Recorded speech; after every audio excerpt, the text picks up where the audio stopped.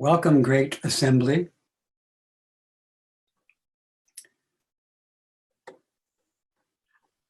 I asked to do something unusual at the beginning, which is to be able to see your faces. And I wanted to warn you beforehand that this might crash the program. And if it does, I'll stay here and we'll just start over without all your pictures. So may I please see the people's faces?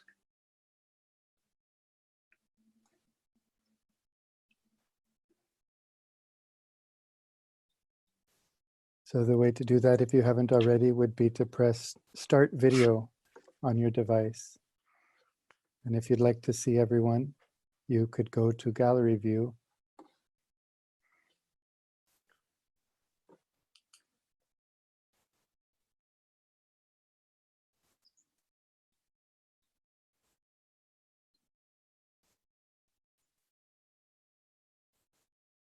So the word wow comes to my mind. Some of you I haven't seen for quite a while. Some of you for the first time. So thank you for coming. Is there another screen? How do I see another screen? It goes on and on if you click on the arrow. Where's the arrow? Be on your in the gallery view. Okay. On either side, there looks like, on my view, there are 9 screens. Gallery view.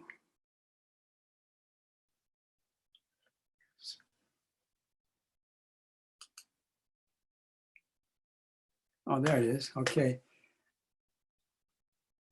Wow. And so welcome. I think some of you are in the evening and some of you are in the morning and some of you are in the afternoon. Yeah.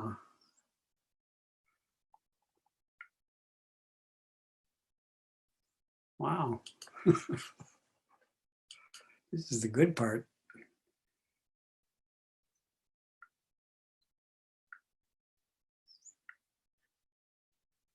Thank you for showing me your face.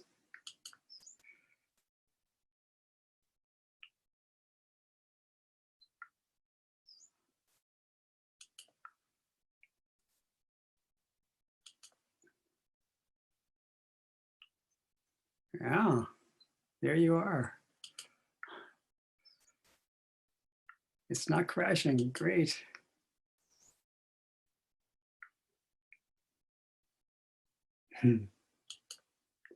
Are you seeing all these faces too? Everyone can see all of the faces.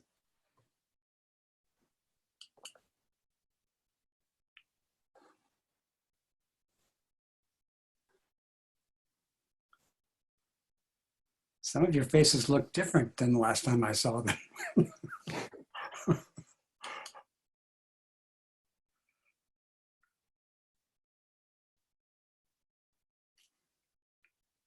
Wow, people from Germany, from Sweden, from New York. Okay, I think I've finished. I saw 9 of 9. Thank you.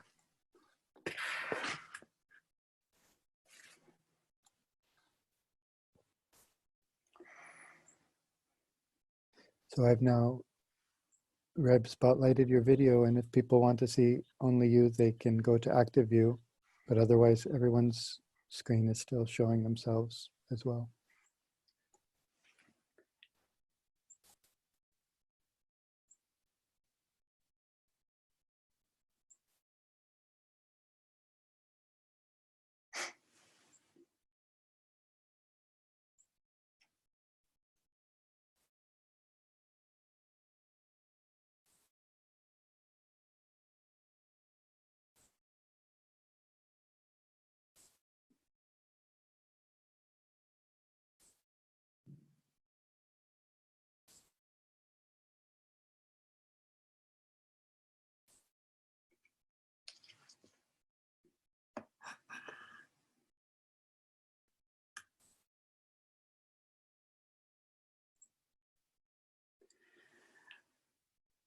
As some of you know, Green Gulch is in lockdown, like quarantine, and we started this lockdown in the middle of or right after we felt we needed to discontinue a practice period here. So in the middle of the practice period, we ended it, and shortly after that, we closed down entirely, going in or having people come out. And before that happened, I had been talking about an ancient teaching about one of the great bodhisattvas in the Mahayana tradition named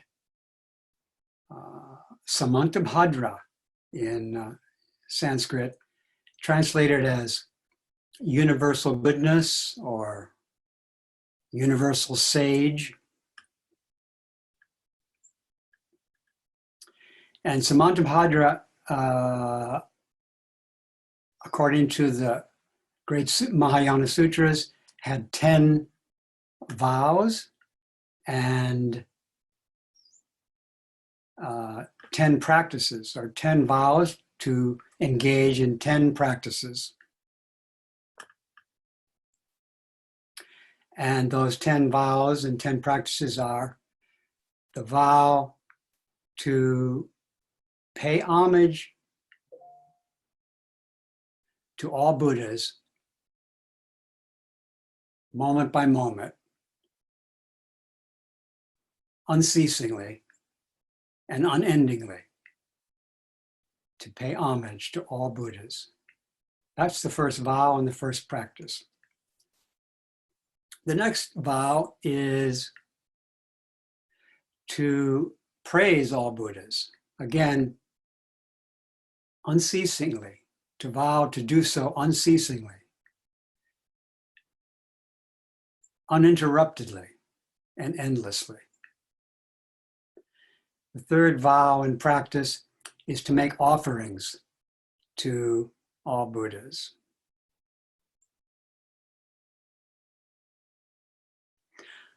Before this talk, I paid homage to all Buddhas by bowing to all Buddhas. And I also praised all Buddhas. And I made offerings to all Buddhas. And I did this as my personal offering, but I also did it in your behalf. And I offer these words, this Dharma talk, also I offer it as paying my respect to paying homage to all Buddhas. I offer this talk to praise all Buddhas. I offer this talk as an offering to all Buddhas and all Bodhisattvas, and of course, all of you. So that's my effort this morning.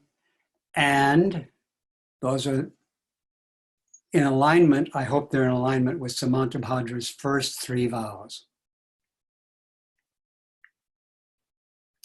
The fourth vow is to confess and regret or be embarrassed or repent all my ancient twisted karma, which I also did this morning.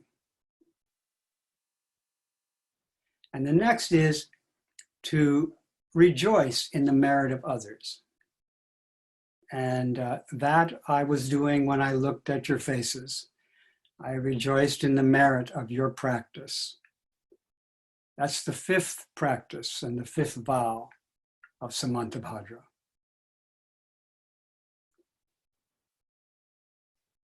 The 6th and 7th vows are to request that the Buddhas stay in the world,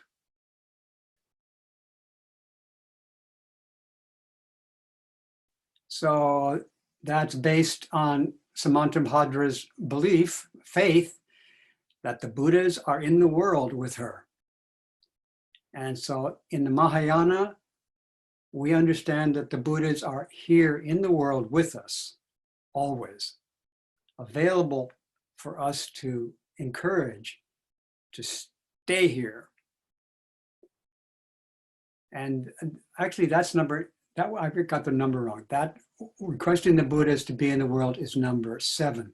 Number 6 is requesting the Buddhas to teach the unsurpassed,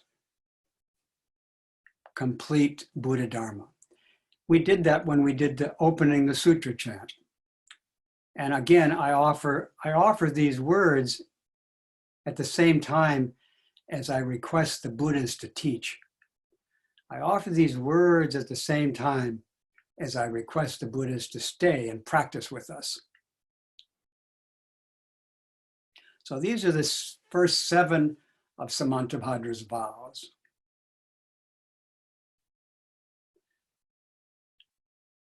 Number 8 is the one I want to focus on today, which I was not able to reach number 8 during the practice period. But today we reach Samantabhadra's 8th vow. And the 8th vow is, I vow to basically do all the practices that Buddhas do and have done and will do. That's the practice that I like to start focusing on during this talk.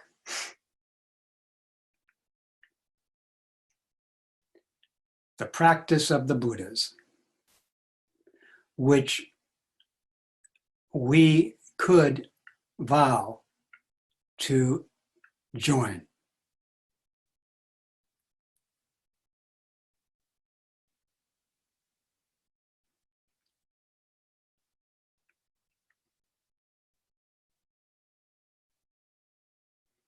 This morning, shortly after, even before I got out of bed, a song came to my mind from my childhood.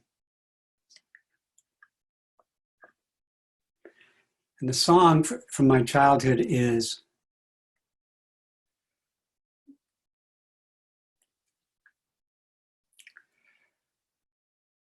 when I'm worried and I can't sleep, I count my blessings instead of sheep, and I fall asleep counting my blessings.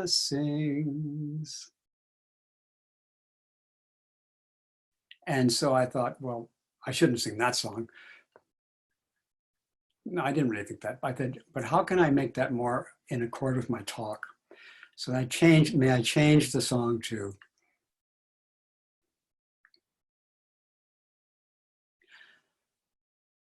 when I'm worried and I can't find peace, I think of Buddha instead of sheep, and I find some peace thinking of Buddha. Do you understand that song? So I'm thinking of Buddha, and I'm thinking of Buddha practicing. I'm thinking, and I try to remember Buddha practicing, and I see Buddha sitting at the center of all beings. Right now, I see Buddha sitting at the center of an ocean of birth and death, in the middle of an ocean of suffering, of beloved, precious, living beings.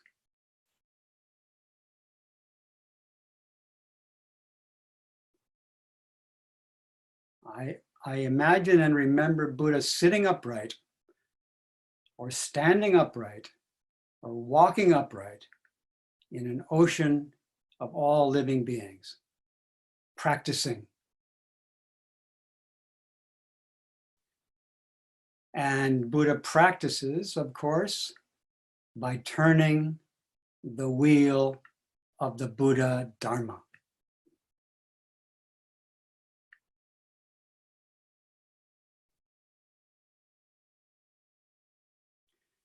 And we may heroically wish to join that practice, to emulate or imitate the Buddha's practice, because each of us is now sitting in the center of this ocean. Each of us has our own center where we sit surrounded by all suffering beings and all Buddhas and Bodhisattvas.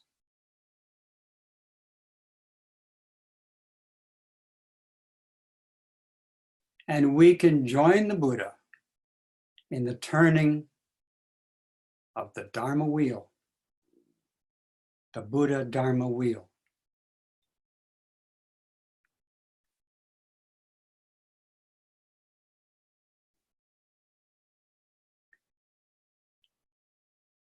I wish to join the Buddha in turning the wheel of unsurpassed, authentic, and complete awakening. I imagine, I think of the Buddha doing that, and I want to join that. I want my sitting here with you and speaking with you to join the practice of turning the wheel of unsurpassed, authentic, and complete awakening.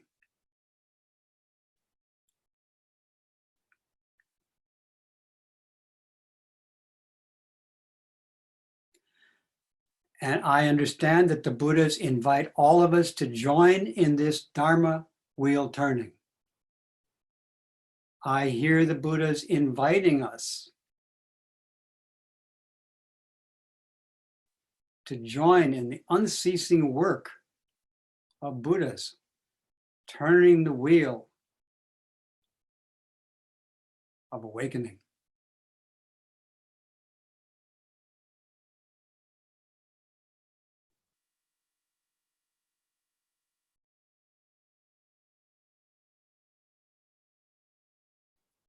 The Buddha's awakening, it seems to me, is the enactment of reality.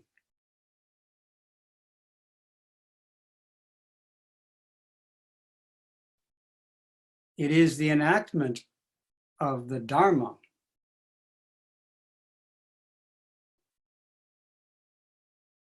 It is the enactment of the inconceivable process by which we are all imperceptibly according with each other. The awakening is the enactment, is the performance of the way we are all freely interpenetrating each other and supporting each other in the Buddha way. The reality that the Buddhas see and perform is that we are including each other and included by each other. And this reality is peace and harmony.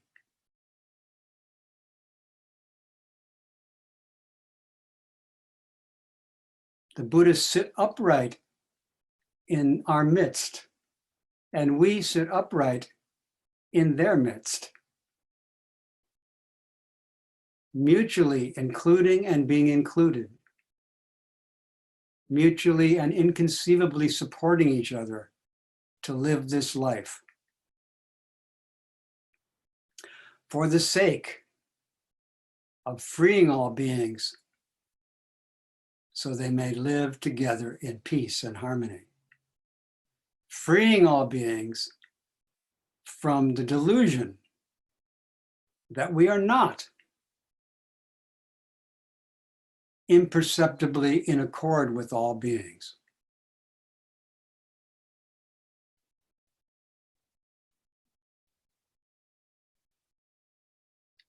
And many people, of course, do see the illusion that they are not included in all beings and included by all beings.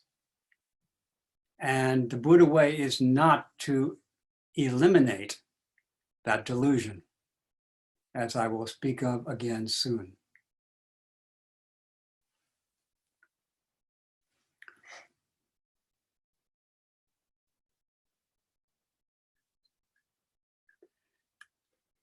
The process of the Buddha's work, the process of the Buddha way, is for you and I and all beings to move forward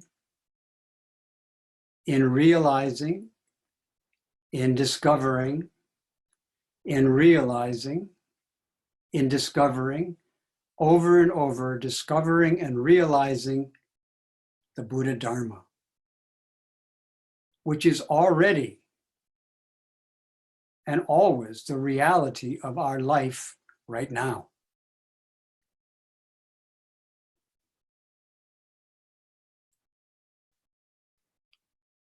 We may wish to walk the path of the Bodhisattva,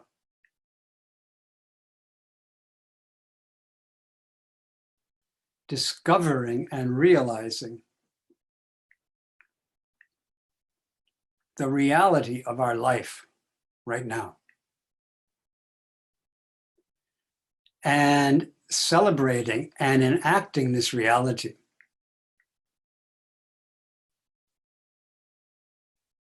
In order to liberate beings from delusion and suffering, so we can live together in peace.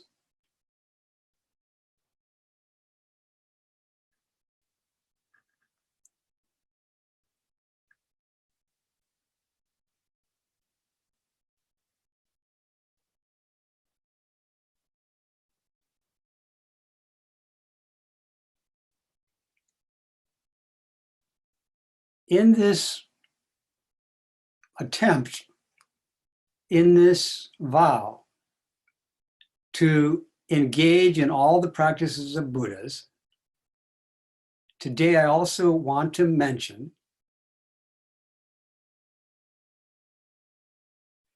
that an indispensable aspect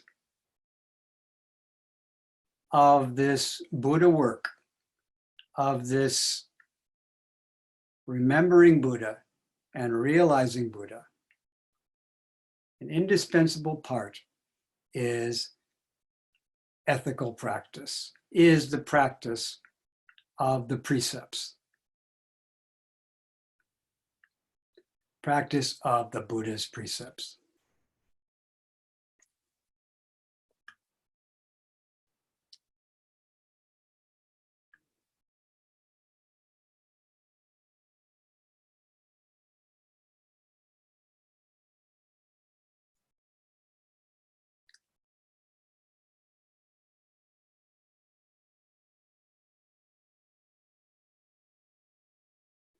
So I may tentatively suggest to you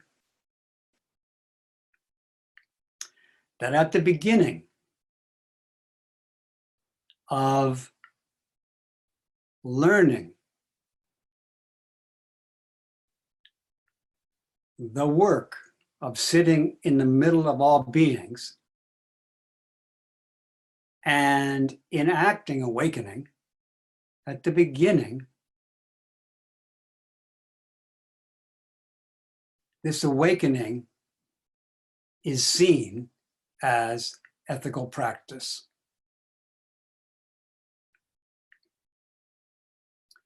And ethical practice is sometimes summarized as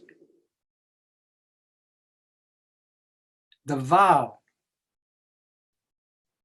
to live a life of nonviolence and service to the welfare of others.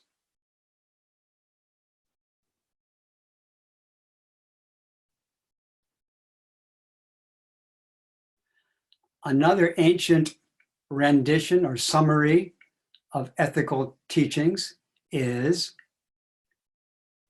refrain from all evil, or don't produce unwholesome action.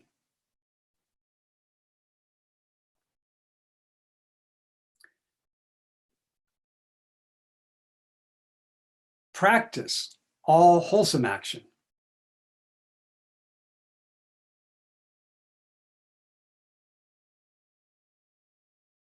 Learn and purify the mind. This is the teaching of all Buddhas.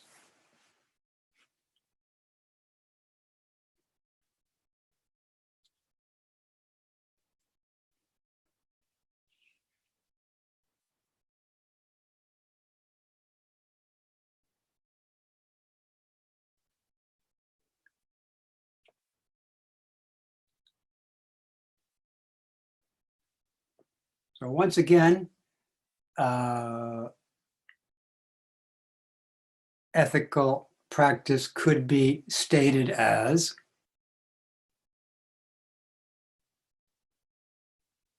the vow and endeavor to live a life of nonviolence towards all beings and service to the welfare of others.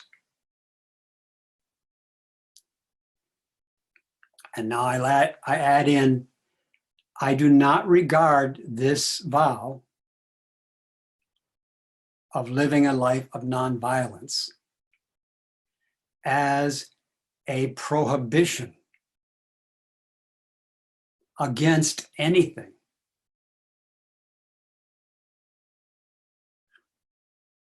My vow, or I could say the vow, to live a life of nonviolence may be understood not as a prohibitory rule against anything, and in particular, it's not against violence. It's not against selfishness. It's not opposed to violence, and of course, it's not opposed to nonviolence.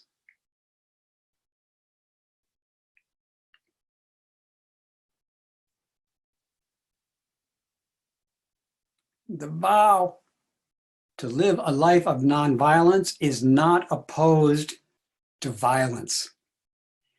It is not a rule to oppose violence. What is it? What is the vow and practice of nonviolence? It is the source of all Buddhas and all Bodhisattvas. It is the source of peace and freedom in this world and beyond. In this world and in vast space, this vow to practice nonviolence and service for the welfare of all beings, this is the source. It's something to look at. It's something to observe. And in observing the source, the practice is realized.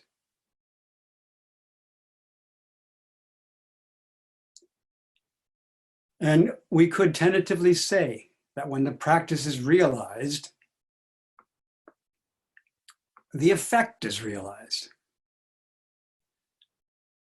But I say that tentatively because the practice and the effect are really the same thing.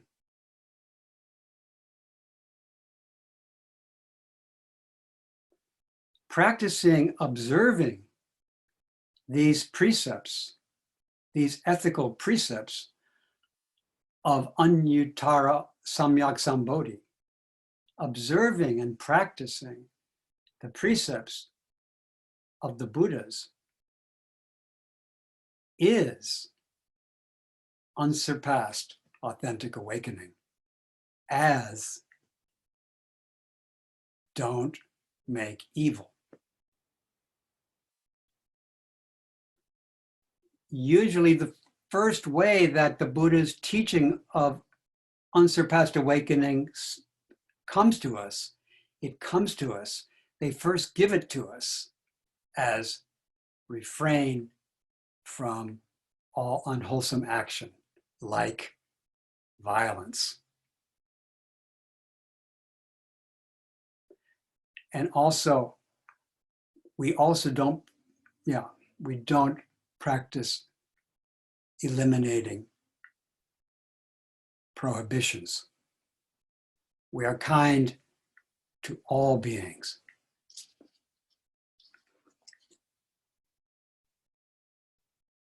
So again, I do not regard the vow to practice bodhisattva precepts as a prohibition against anything, as a program to eliminate anything. In the ocean of Buddha's teachings, though I do see the word eliminate now and then. But today I'm emphasizing not elimination, but contemplation. Contemplating the bodhisattva precepts, contemplating the ethical principles. Not to get them, but to see what their source is, which is the Buddha sitting at the center of all beings, turning the wheel of an unsurpassed awakening.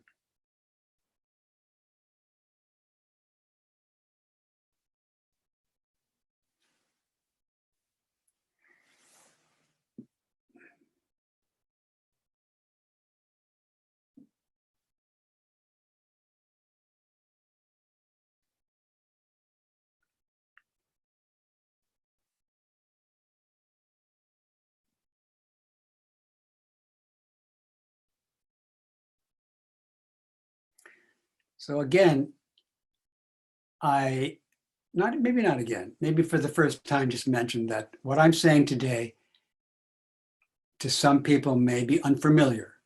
So I'll say it again, and it still may be somewhat unfamiliar, but it is that these ethical precepts, like nonviolence, are at the heart of Buddha awakening, but they are not prohibitions. And they are not prohibitions against prohibitions. They are teachings to contemplate in order to realize awakening. And by realizing awakening, free all beings, so they may dwell in peace in the midst of selfishness, violence, and other harmful things, which may come and may go, which do come and do go. This is how to take the seat of Buddha. How? Contemplate. Refrain from all evil. Practice all good. Learn the mind.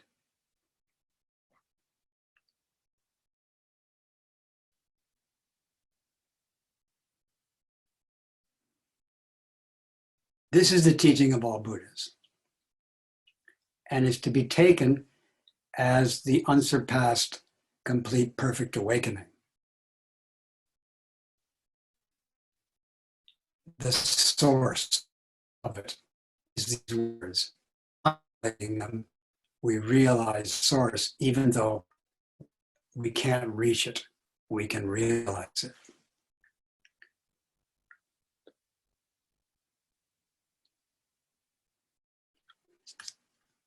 From my perspective, I have said almost nothing, but also I see that from another perspective, I've been talking a long time. So maybe I'll stop making this offering in this form. And I just want to mention something that I thought of, which some of you may know, is that the chant we did at the beginning, which is called the Sutra opening verse, and it was written by the Empress of China, Wu of China. And now I think the next part of the program is to dedicate the merit. But actually, maybe I'll just mention two more things. One is, I've just been talking about Samantabhadra's 8th vow, which is the vow to practice all the practices of Buddhas, to turn the wheel of unsurpassed awakening, to practice ethical discipline, and so on,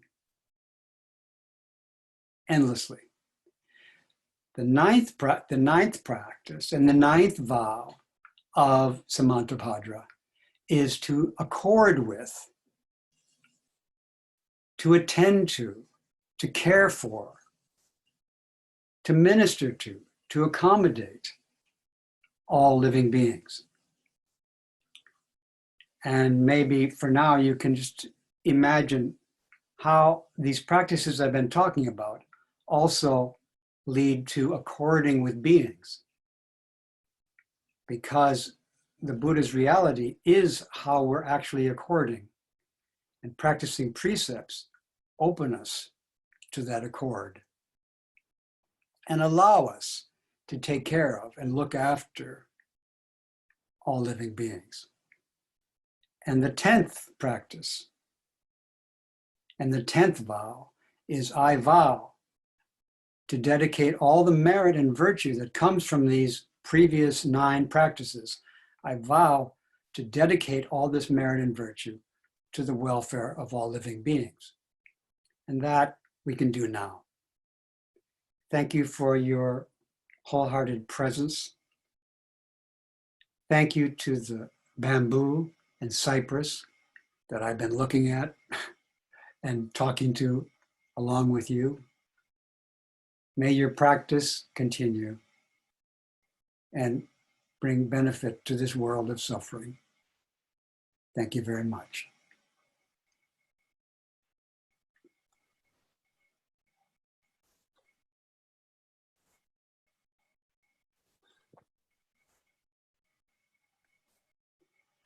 May our intention equally to every being and place with the true merit of Buddha's ways. Beings are numberless. I vow to save them. And his Delusions are inexhaustible. I vow to end them. Dharma gates are boundless. I vow to enter them. Buddha's way is unsurpassable. I vow to become it.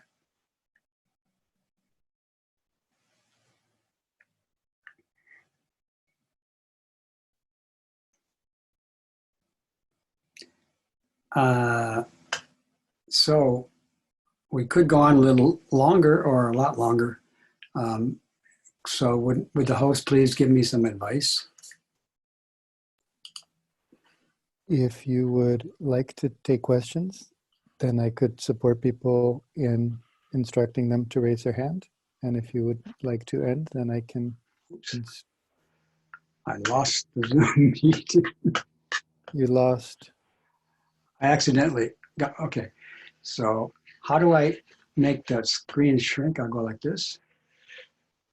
Okay, there. All right. Please continue, host.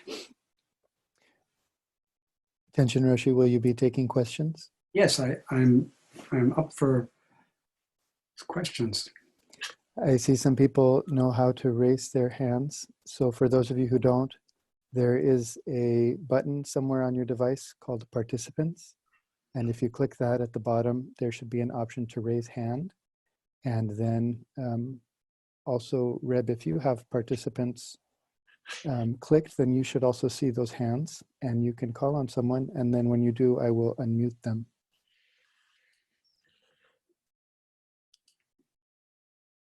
Do you see those blue hands, Reb? Where are the hands? If you go to the list of names under Manage Participants. Manage the participants. I see participants. Participants, good. Then you'll see the list of the names somewhere.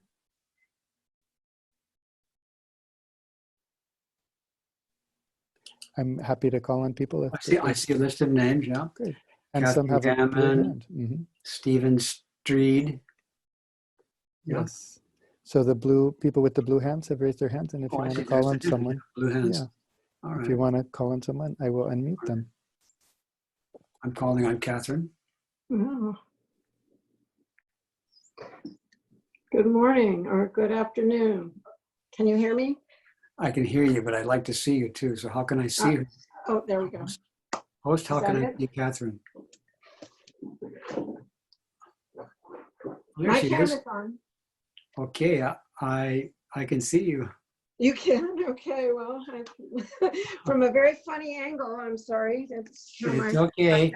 Yeah, I can see you. So here's my question. Okay.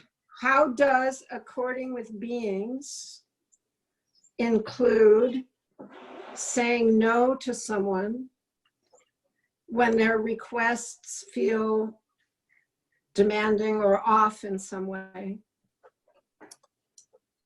So somebody makes a request and you feel some uneasiness about the request? Yes. So how do we remember here's an opportunity to enact Buddha's precepts. Mm-hmm. Here's an opportunity to enact awakening. Mm-hmm. Well, what comes to my mind right now is to use what comes to your mind. And what comes to your mind is you feel uncomfortable with the request. Exactly. I think I would usually honor that feeling of discomfort and say, whatever, honored Catherine or honored friend, Yes, I feel uncomfortable with your request. exactly. Okay. And I'm doing that as a gift. I'm doing that as enacting awakening. I'm doing that as, an action of nonviolence. I'm doing that in service of others.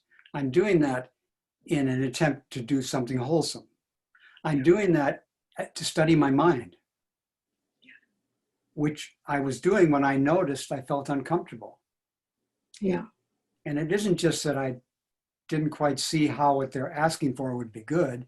I also noticed that I felt uncomfortable. Right. Because I'm not sure that would be good. I'm worried it's going to hurt them or me. And also, I want to help them. And there's some conflict there. So I feel conflict and discomfort. And I share that with them if I think they're mature enough to hear my discomfort. Mm-hmm. But I sometimes say to people who are quite young that I feel Yeah. uncomfortable about what they're trying to do. Like Yeah. if somebody wants to cross the street without holding my hand, I say, I'm uncomfortable with this. I need you to hold my hand. I feel like I feel some worry about you going on the street by yourself. But I don't do that to control her. I wish to do it as an act of nonviolence. I don't violently stop her from crossing the street. I tell her, I'm uncomfortable, hold my hand. Fortunately, she often does hold my hand. And it's very lovely. But sometimes she may try, and I may feel uncomfortable. And being aware of that uncomfortable is part of studying and purifying the mind. So I try to remember the precepts when people make requests and I feel discomfort. which is also, it isn't just remembering rules, it's remembering authentic awakening. It's a portal into awakening in the form of the precept in juxtaposed with my discomfort. Thank you. You're welcome. Next hand is Stephen. Hi, Reb. I've been Oh, interested. Stephen. Hi, Stephen. How are you? I forgot your last name. Yeah. Are you living in Sacramento? No, Minnesota. Minnesota, that's a good place. So,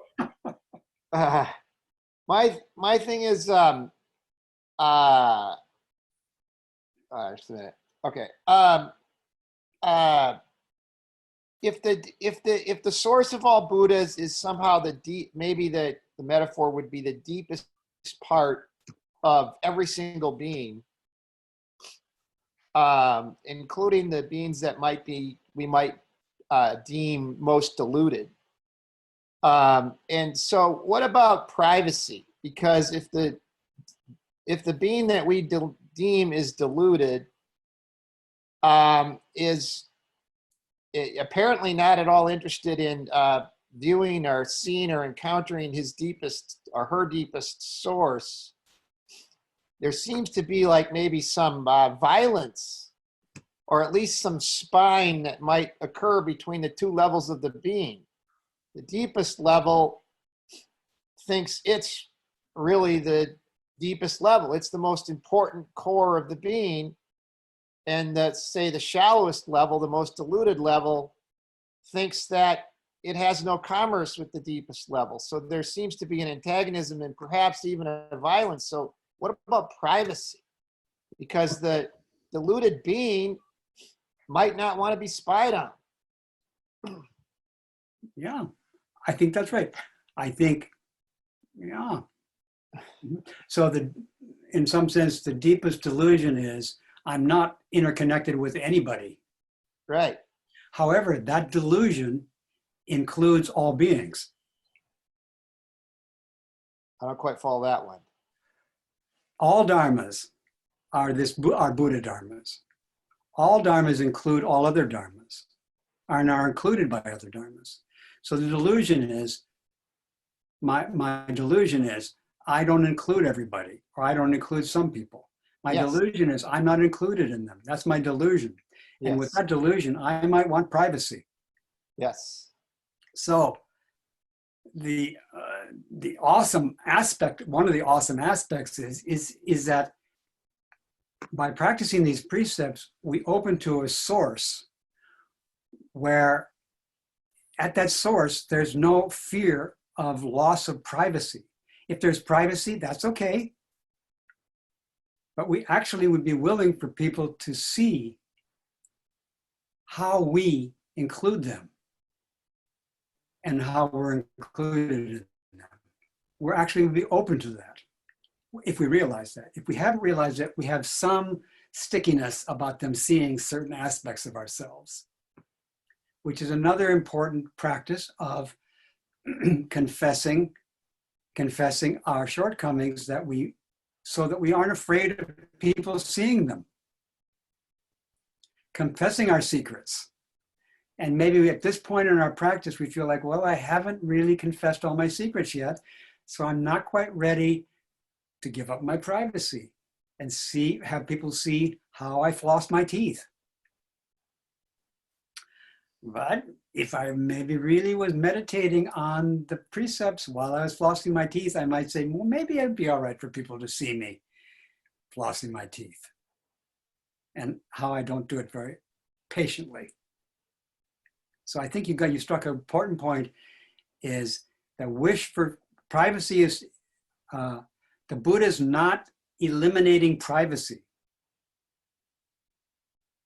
The Buddha is not trying to tell us we can't have any, because maybe there is a dharma called privacy. It's just that the Buddha is not attached to it or addicted to privacy. And some of us are somewhat addicted to privacy. And we should practice compassion towards that, whatever level of addiction we have to it. And by practicing these precepts in relationship to our need or wish to have privacy, takes us to the source where we're free of privacy or not privacy. We're on the path to realizing freedom from attachment to privacy.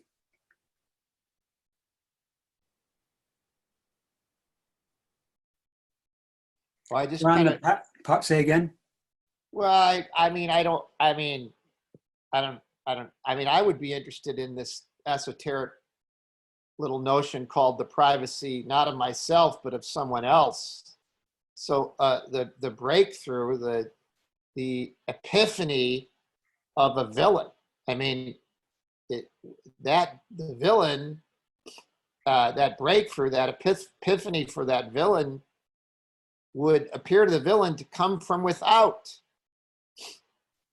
And so would Buddha be willing to appear as in somewhat a breaker and enterer to give that villain an epiphany? I don't know. I don't know. But I think a Buddha would practice compassion towards all villains and maybe have the compassion serve the villain to have a breakthrough. But I don't know if the Buddha would adopt the form of a villain. I haven't heard of that. Buddha did meet some villains, but Buddha kind of stayed in character, as they say. Buddha character. But he did convey to the villains his compassion, and it seemed to help them wake up to the precepts and see the source of them and be relieved of their villainy. There's quite a few examples of that. And of course, many in his disciples over the centuries. And some people say, well, there's some examples of where they pretended to be villains too. Okay. But for now, I would say, let's stay in character, which is the character of, let's try to remember to observe the Buddha's precepts as the Buddha's awakening. And while doing that, if any villains come, let's share that practice with them. And like the Buddha did. Thank you. Wonderful question, thank you. Oh, there's more hands. Let's see, Terry. Hi, Terry. Rick. Hello, Terry. Barry, thank you so much for your words on being uncomfortable, because I have found that very useful to say to people, and it was great for you to define it as an offering to people, to say that. That made me feel good. Great. My question, and I think it's related to what Stephen is talking about, or another aspect of it, is if I am committed to nonviolence, but if I am a bystander, or I'm committed to not doing evil, if I'm a bystander and I witness someone doing evil to someone weaker, what, as a Buddhist, is my path? Yeah, so you're witnessing some violence. Yes. And you say to yourself, what is my job here? Yes. As a Buddhist, I want to practice nonviolence. So what nonviolence can I offer to this violence? I don't know. I mean, what nonviolence can I offer? That I feel like I'm a bystander to violence against weaker people just in my whole, as a member of society. So what can I offer? Well, that is the question that I'm trying to figure out now. Yeah, so I heard of these women who I think they wear black and they go around and they witness violence. They just stand there and they witness it. But the people who are doing the violence see them standing there. They feel witnessed. And so that's their contribution. And also what comes to my mind is, it's a piece of music, but I think it also comes from the Bible. And the name of the musical piece is Stabat Mater. It's written by Pergolese. It's an Italian piece of music. And the basic message there is that Mary stood and witnessed her boy being tortured. She couldn't stop the Roman legions from torturing her son, but she did stand there and she witnessed it. And that was her offering of compassion, is to witness this dear child of hers being harmed. That's not nothing. Yeah, go ahead. I don't know, that just doesn't seem good enough for me. I I don't would think- prefer it if she, Okay, went and struggled I hear and, you. and I got killed, in their effort. That would have been more meaningful. no to me. matter what you do, you might think that's not good enough. And I'm not telling you it is good enough. I'm not saying that what the Blessed Mother did was good enough. I didn't say that. I'm just pointing out that's what she did. That's what she did. So, and if I could observe you in the way you deal with violence, I wouldn't necessarily say that wasn't good enough, Terry. I would just say, oh, this is what you're doing. And you might say, well, what I'm doing is I'm wondering what to do. I say, well, that's what you're doing right now. You're committed to nonviolence.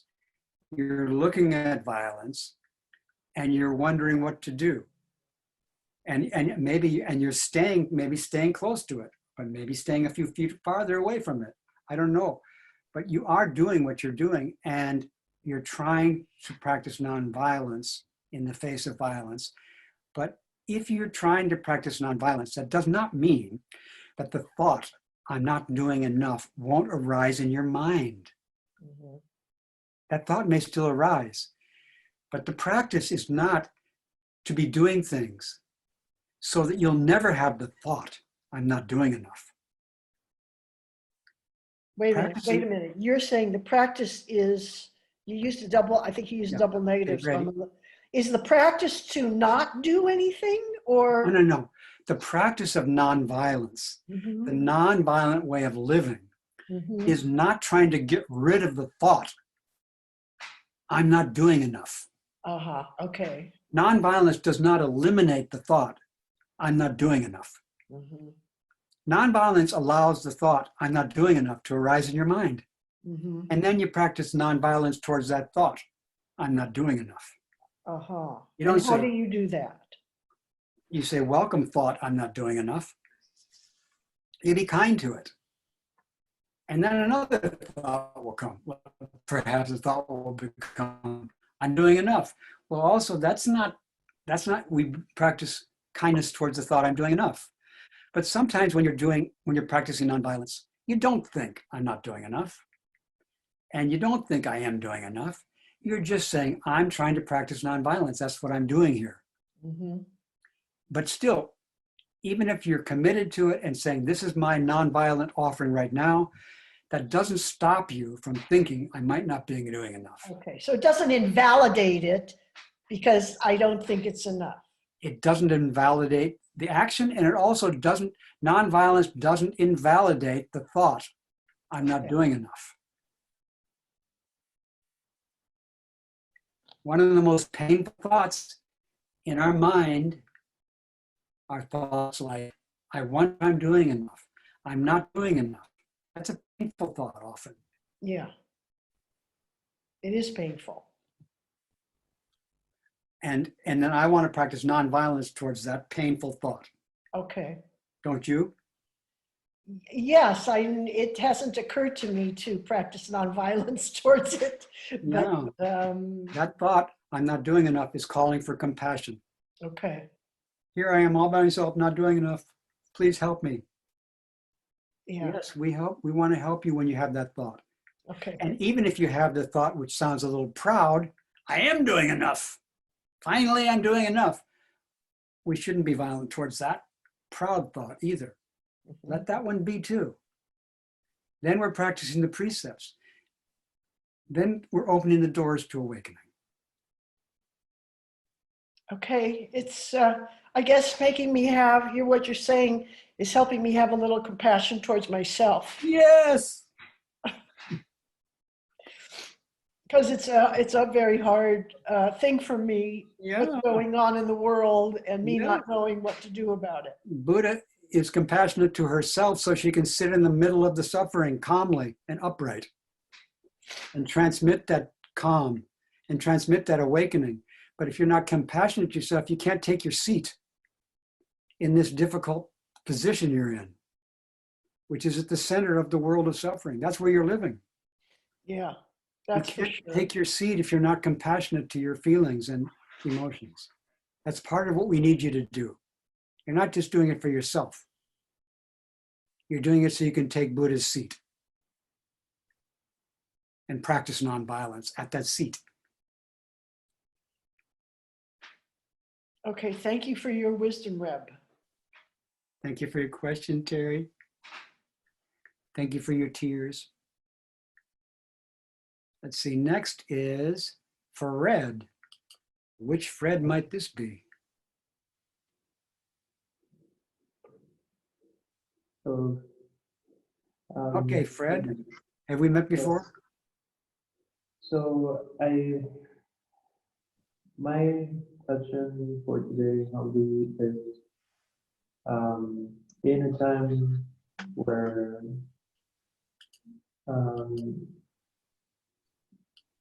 everyone is facing great difficulty in time today that we are presently living.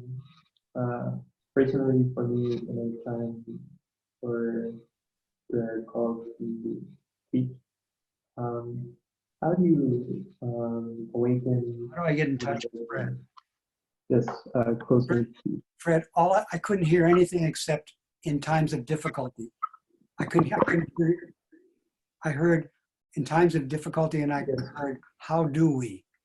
So Yes, so the question today for me, humbly, is in a time of difficulty, in a time when we are called to teach Buddha Dharma, how do we awaken motivation in others so that they become motivated by the teachings of Buddha Dharma? how can we awaken the wish in others to practice the way? Yes. Yeah, by practicing it ourselves. We practice it ourselves, and then we try, and then when we meet people, we practice it ourselves, and that is called transmission face to face. That's what the Buddha did. The Buddha did her practice in times of difficulty, and when she met people, that got transmitted to them. Now, not everybody noticed it right away, but some did in wonderful ways. But basically, the Buddha has offered the example of practice, has shown us how to do it. If we join that practice, then it gets transmitted to those we meet. Especially if when we meet them, we don't get distracted from the practice in the meeting.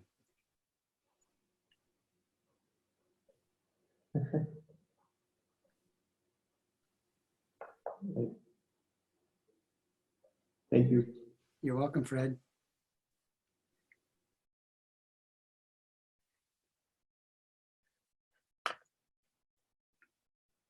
David. Hi, Reb. I had a question. Is the practice of martial arts in conflict with the precepts? No, I think the point of martial, for me, Buddha, I know you have a background in boxing, so I do Muay Thai. it's also a foreground. Okay.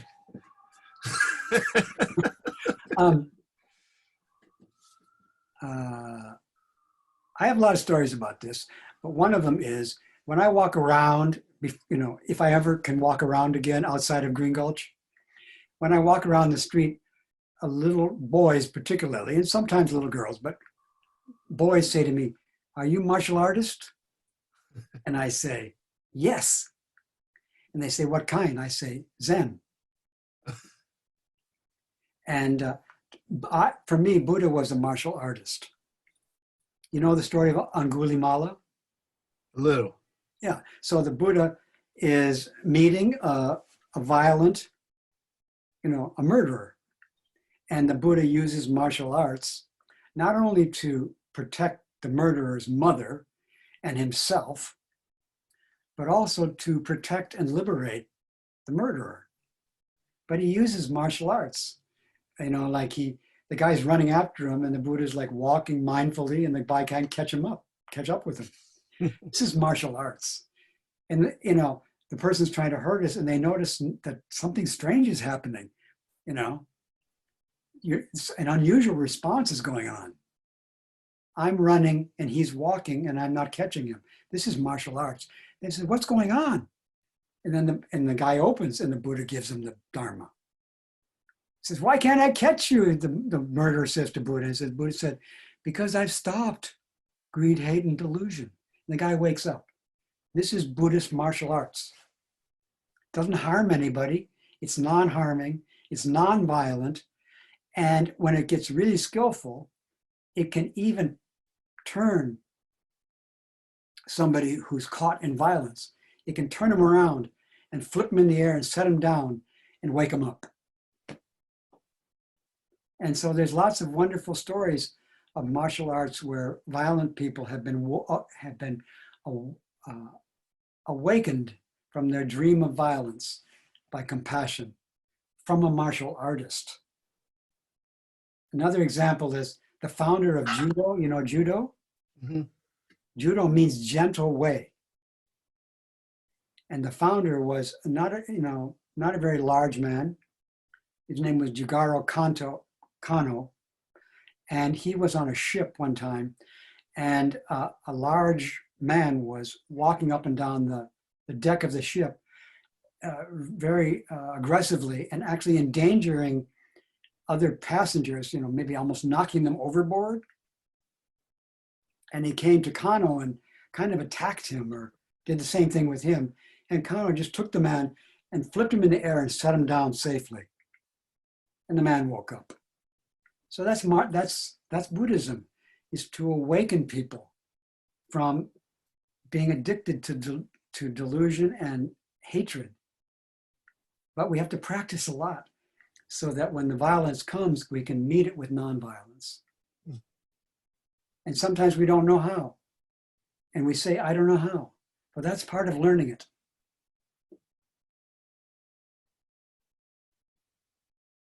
All right. Thank you. You're welcome. Next, is it Catherine Dion? Is it next? I don't know. Yeah, Catherine.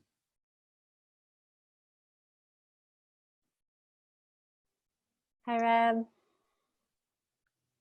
You're in morning time, right? Yeah. Good morning, Catherine. Good morning. I'm very happy to see you. Happy to see you too. Actually, I'm looking at the bamboo so you can see my eyes.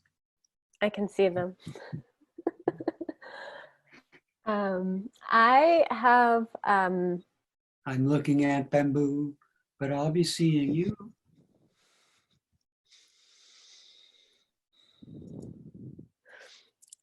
I've noticed, Reb, that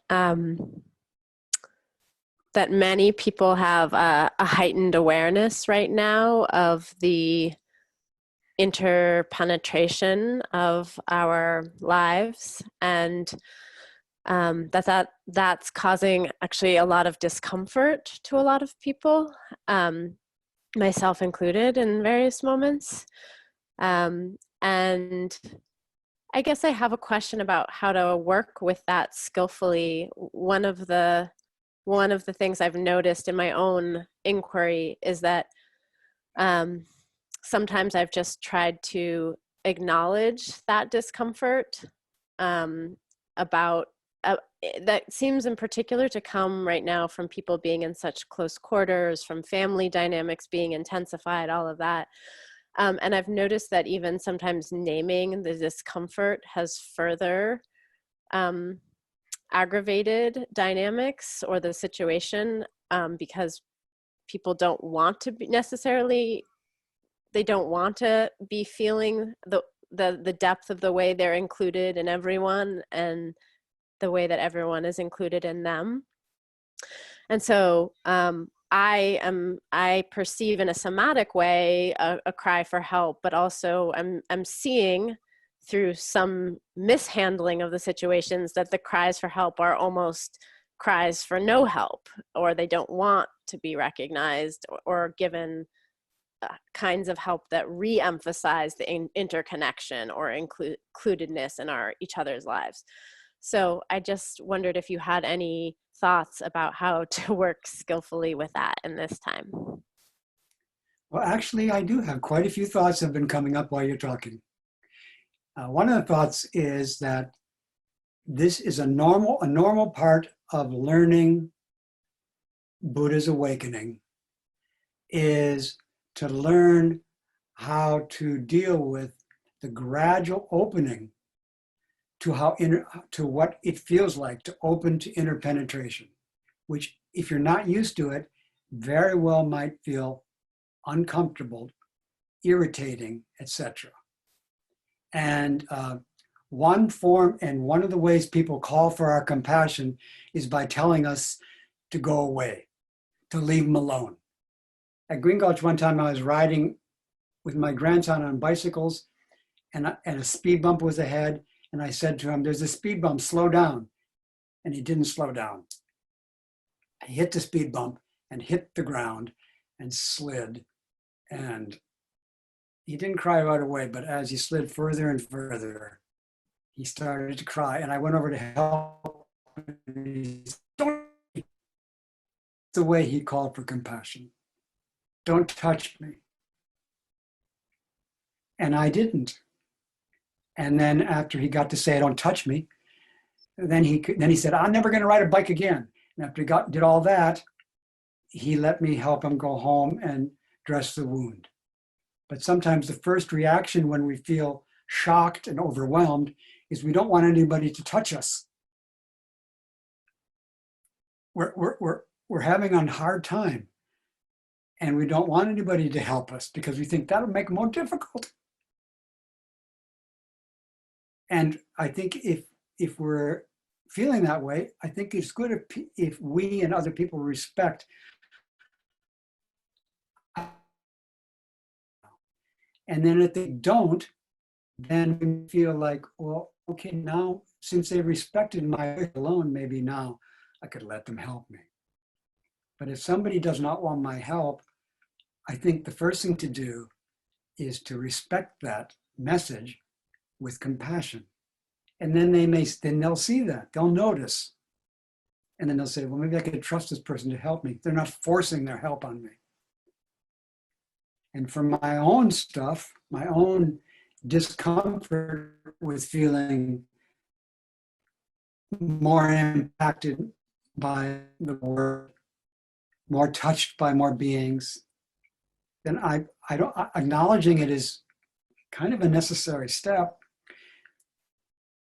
But then the next thing to do after I acknowledge it is, oh, welcome. Welcome, guest. And then be careful of it. Then practice nonviolence with it. Don't try to eliminate this uncomfortable entry of other beings into our being. But honor the discomfort. Be kind to the discomfort. And then be with it, because it requires that we need to be present with it in order to calm down with it and be free of it. So I start with generosity, ethics, and patience with what it's like when you start to open to being closer to people. Not closer to people, opening to the awareness of how interpenetrating we are, how inter-inclusive and mutually assisting. It's a process of acclimation to open to that. And we use the precepts to open to it, to open to that amazing source where we're interpenetrating and inter-including with all beings. We're learning this. This is our process, and this will continue the rest of our lives.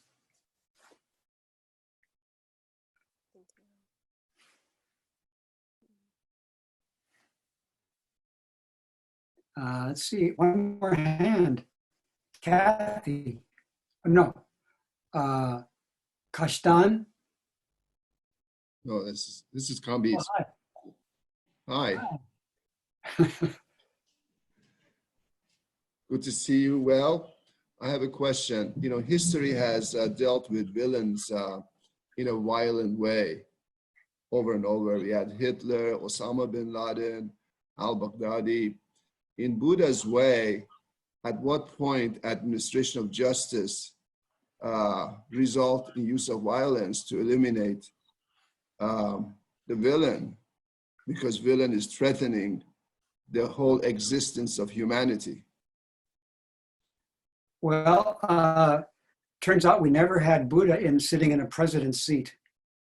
So we had some good presidents maybe, and maybe they did some good things. I don't know, but the Buddha has never said, "Let's kill that person."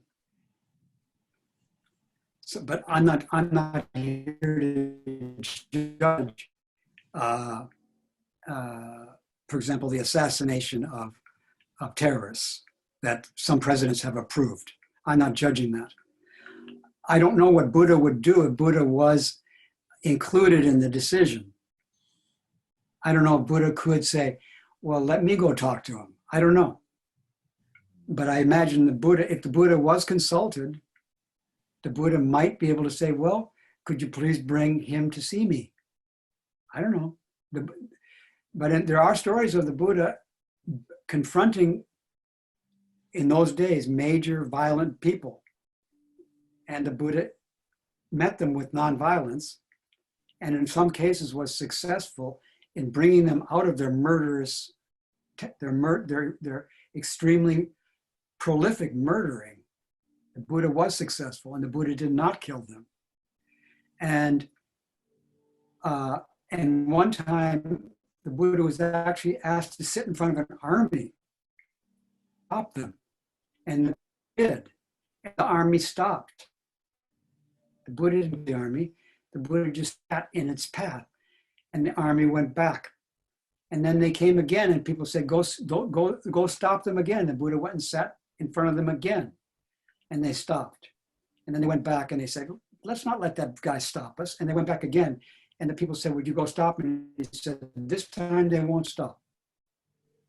And the Buddha could not stop them. So sometimes the Buddha can stop the violence, sometimes the Buddha can't. And if the Buddha could stop the violence non-violently, the Buddha would. And the Buddha is non-violent to those who violently stop not violence. He would also be non-violent towards them. The Buddha is trying to wake people up so that they can teach other people how to become free of violence. And I think that's what I would like to learn myself.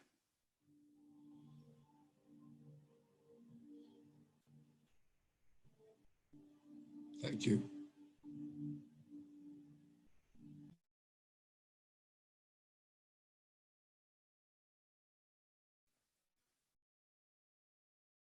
And next, is there anybody else? Yes, next person, please. Maybe Catherine? You're unmuted. Hi, Reb. I Hello. heard Hi, everything. Catherine. Yes, you're frozen, so I don't see you moving, but I'm sure you're there. There you go. I heard everything you said, and part of me is at the beginning crossing the street with that child. And I was thinking when I was about how we all practice differently, and the way we learn is different, and maybe how we teach others is different. Yep. So I was thinking as a child, there was a public service song to teach us how to cross the street. No one has ever told me they heard this song. Might I sing it? It goes, don't cross the street in the middle, in the middle. Bring it on. In the middle of the block. Keep your eyes a lookout, keep your ears to hear. Walk up to the corner till the coast is clear, and wait until you see the light turn green. Now that was lovely, a lovely message. In my 20s, I went to New York, and I did what they said in that little ditty, and I started to cross the street, and my older sister grabbed the scruff of my neck and said, "What are you doing?" I said, "Well, the light turned green and it says to cross." She said, "Do you think that car," this is New York City, "you think that car cares that the sign says it's right to cross?" And it was a really interesting moment. Like, I never forgot it. And so I'm just thinking about violence in terms of the kid crossing with you. Like, I am wondering, is grabbing the hand of that child, because the timing would be too late to convince them to maybe take my hand, are you suggesting that's violent?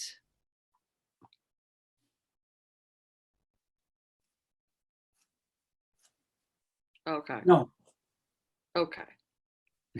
Because there was some sense I was getting as you were talking, that even when you talked about not stopping someone, like you talked about the image of the women in black sitting, watching, it really got me, because I feel like I'm someone that probably would want to stop violence if I could, not get killed myself, but that would be my practice. I guess that's my question to you. Is there an assumption by the images you gave us? two things. Can you hear me? Yep. Number one, nonviolence is not the same as opposing violence. Nonviolence, when it's practiced skillfully, doesn't necessarily stop violence, it liberates beings from violence. And I gave example of a man who took another man and threw him into the air and set him down. That was not violent. That was skillful and kind. And the man felt it as kind, and it woke him up. Mm-hmm. But it wasn't violent. He could have, that judo master could have thrown that man off the ship into the water. He could have thrown him down the stairs, into the wall, against the ceiling. He could have hurt him. But he didn't hurt him, and yet he threw him into the air and set him down without hurting him. That's high-level, non-violent intervention or responding. But it didn't stop the violence. The violence had already occurred. It woke the man up from his violence, which might have continued if he hadn't met that bodhisattva. So there can be intense interactions that are careful and gentle. You can gently and intensely interact with people in ways that teach nonviolence. But I haven't seen nonviolence stopping. I have seen nonviolence stopping, but I haven't seen violence stopping. But what I have seen sometimes is people having a nonviolent, enlightening response to violence. So I'm not going to try to stop violence. I'm going to try to free the world of violence. So that we can have peace. But if we wait for all violence to end, our peace will be postponed. but we can practice nonviolence right now with our present world. We can. We do sometimes. And your sister might have been nonviolent with you when she kindly took a hold of you and pulled you back. That might have, for all I know, that might have been nonviolent.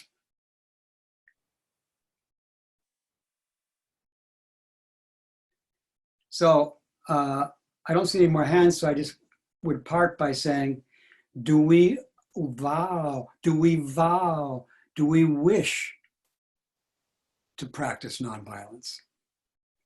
And the answer might be yes. What's your answer, Catherine? Thank you. You're welcome. Lori, oh no, Catherine,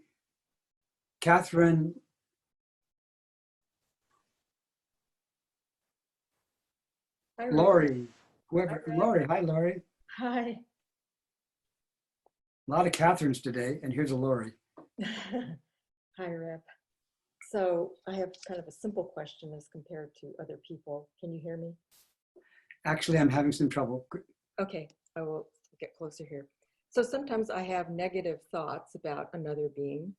They don't know it, but still I know it's unskillful of me to have to do that. How, other than just thinking, be more compassionate, how do I work with this behavior of mine? Well, if I had a negative thought about somebody in my mind, I vow, I wish to welcome that negative thought. Okay. Welcome negative thought. You don't have to like the negative thought, but welcome it like a little kid who hates somebody. Welcome, darling, precious negative thought. That's being generous towards it. You start by becoming free of negative thoughts, by being generous with them. Then you practice non-harming, you practice non-violence with it. You're gentle with it and respectful of it. You don't try to kill the negative thought. You don't drink alcohol to numb yourself to the negative thought. You don't, etc. You gently, tenderly respect the negative thought. Respect it. You know it's bad and harmful, but you respect it. And then you practice patience with the discomfort. Try to be present with it. So those are the first three practices you can do while there's negative thoughts. And they bring benefit into the situation even before the negative thought has passed away.